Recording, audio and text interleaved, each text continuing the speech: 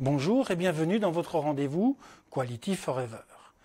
Pour ce troisième rendez-vous, je vous propose d'aborder une question qui devrait être au centre de nos préoccupations et notamment celle de nos directions, la stratégie d'entreprise. En effet, sans stratégie, comment imaginer produire un travail de qualité dans un environnement où clients, fournisseurs et concurrents ne cessent d'évoluer?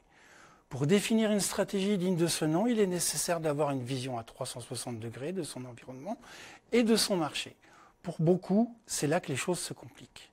Pour faire simple et rationaliser la mise en place d'une telle analyse et d'une veille ultérieure, voici un outil qui fait des merveilles dans les entreprises où je l'utilise.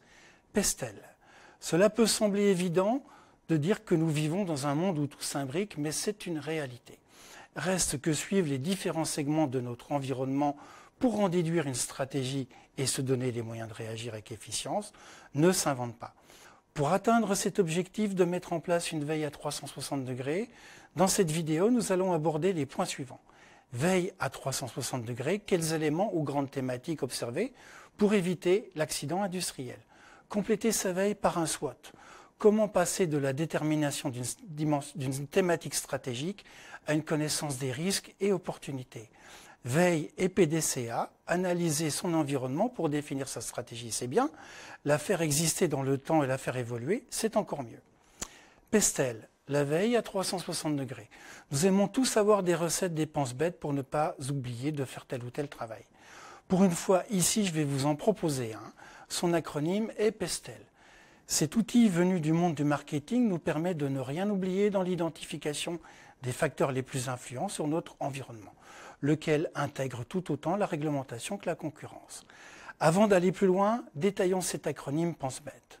Chaque lettre de cet acronyme désigne une réalité de notre univers à ne pas oublier. Ainsi, chaque lettre nous situe dans cette réalité. Avec le P, nous allons scruter notre environnement sous ses angles politiques.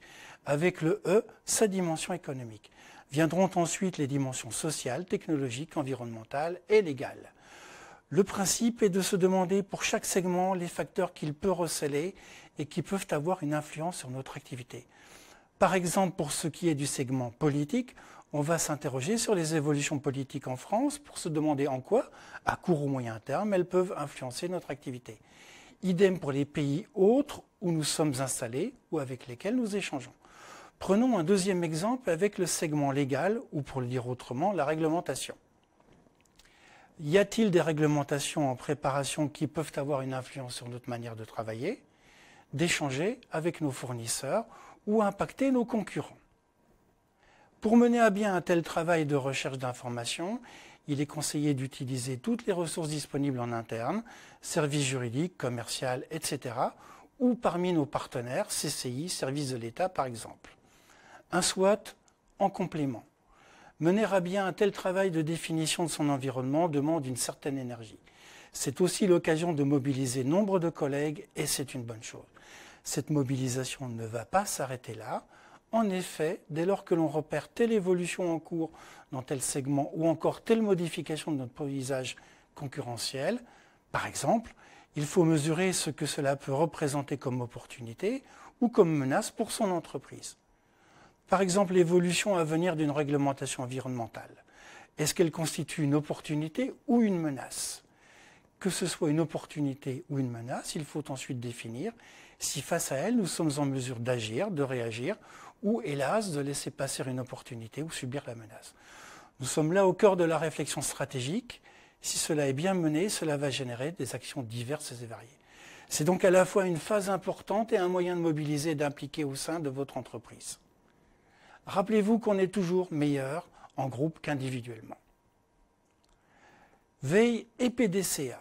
Parce que la qualité est une de nos obsessions et parce qu'en la matière, Deming n'est jamais loin, vous ne serez pas étonné si je vous dis que la mise en place d'une telle veille ne doit pas déboucher sur un tableau figé et destiné à je ne sais quel auditeur externe, mais que c'est un outil qui doit vivre. Il doit nous faire avancer au rythme du PDCA. Étape 1, le P, parce que nous avons identifié des menaces ou opportunités et au regard des forces et faiblesses. Nous devons planifier des actions d'amélioration, soit pour saisir l'opportunité, soit pour nous protéger face à une menace. Étape 2, le D. Ces actions validées, on agit évidemment non sans être équipé d'indicateurs pour mesurer l'efficacité et la pertinence de nos actions et réactions. Étape 3, le C. L'action menée, la menace écartée ou l'opportunité saisie, on analyse au contrôle. Sait-on par exemple donner suffisamment de moyens, les bons moyens? A-t-on atteint notre objectif totalement ou partiellement? Ce travail se fait évidemment en agrégeant les regards et analyses de celles et ceux qui sont concernés. Logiquement, cela ne peut que déboucher sur de nouvelles actions. Étape 4, c'est le acte de Deming, phase de mise en place de nos actions correctives. Ici, dans le cas de Pestel, cela peut amener à réviser notre veille à 360 degrés. Si l'on agit de la sorte, on voit bien que le travail mené avec la grille de lecture qu'est Pestel s'inscrit dans un réel continuum. Et c'est cohérent avec ce monde de plus en plus mouvant dans lequel évoluent nos organisations. Un grand merci à Deming. Vu de l'extérieur, cet outil qu'est Pestel peut amener certains à dire encore.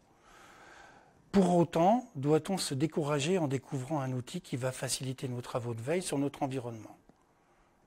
Personnellement, je ne le pense pas. Et puis j'y vois un autre avantage pas négligeable. En effet, mener à bien et entretenir une telle veille à 360 degrés nécessite de s'entourer de toutes les compétences de l'entreprise.